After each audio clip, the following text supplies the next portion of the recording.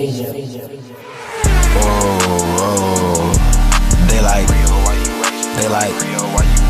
30,000 points, and because you are the best passer in basketball, it's pretty easy to get to 8,000 assists, and because you're 6'9", 260, it's pretty easy.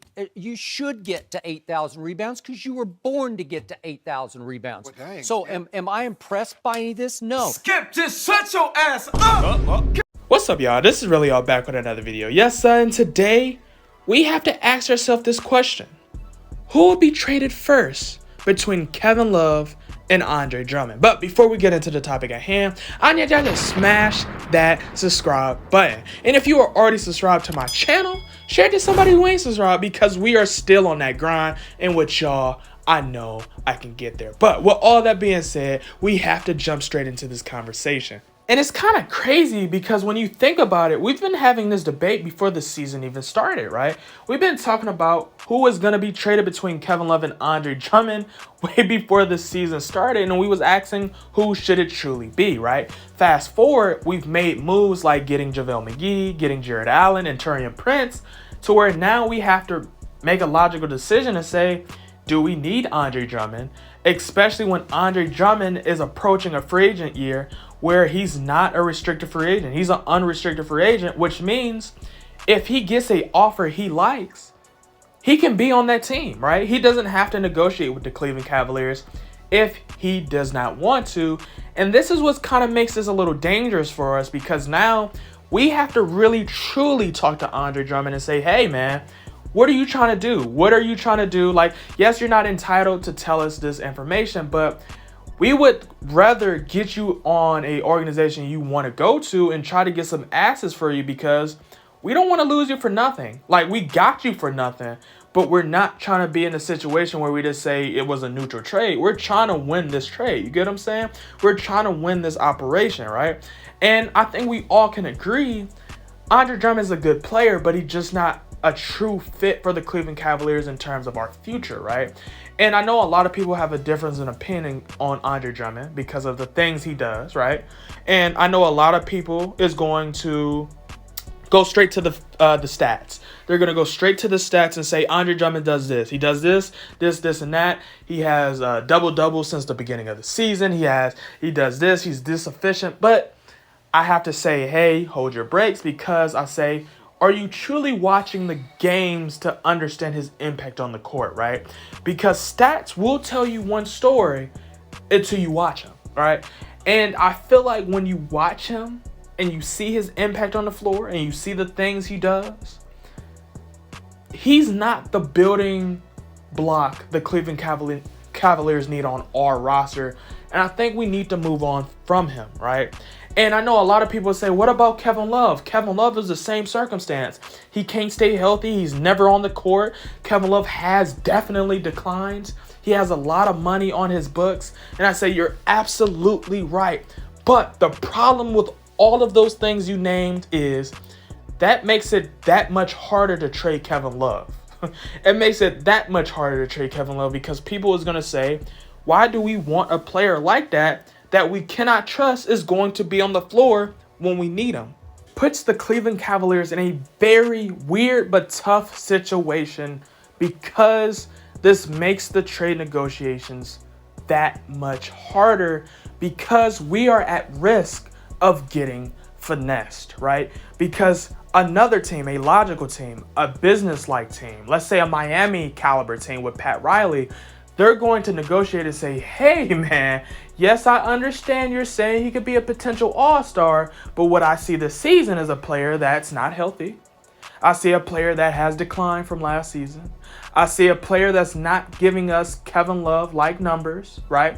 I see a player that has an absurd contract.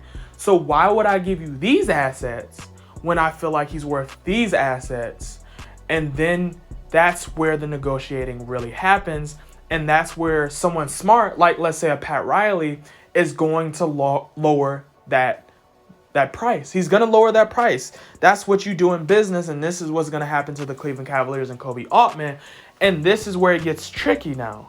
And that's why I always shot down Boston Celtics trades, because I'm just scared of Danny Ainge, because Danny Ainge is a mastermind of exactly what I'm talking about. Danny Ainge is a person where he will see a moment and he will legitimately negotiate that moment to his leverage. And that's what you're supposed to do.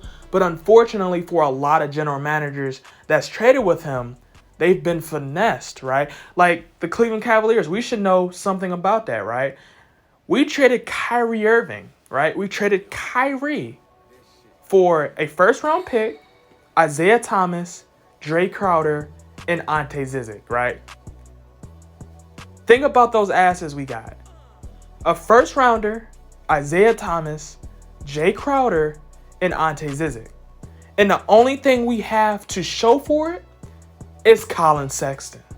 So, when we talk about who's going to be traded first, in my sincere opinion, I believe Andre Drummond is going to be the one that gets traded first because logically, his trade value is the best. It's the best. It makes the most sense for the most teams.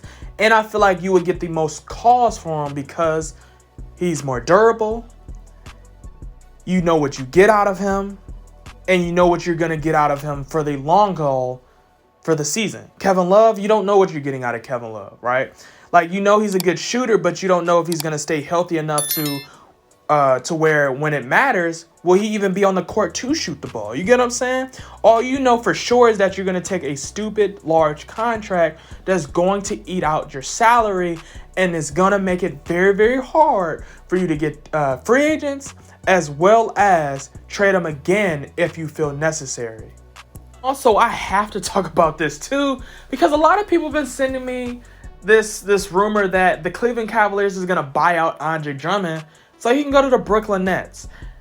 Now, in my personal opinion, that's not going to happen. That doesn't make sense for us. Like, why would we buy out a player that actually has trade value, right? When we didn't even buy out Kevin Porter Jr., that was a player that was in jeopardy of not having any trade value, right? So you don't trade a center that's number one in rebounding for the past 3 seasons, has improved on defense, so you can give the Brooklyn Nets a stimulus package? Absolutely not. You get whatever the best offer is, because if you buy him out, that does not help you. Like, that doesn't help you. You just lost a all-star level center for nothing, just to help another team in the Eastern Conference. That doesn't make no sense, right? That doesn't make no sense at all.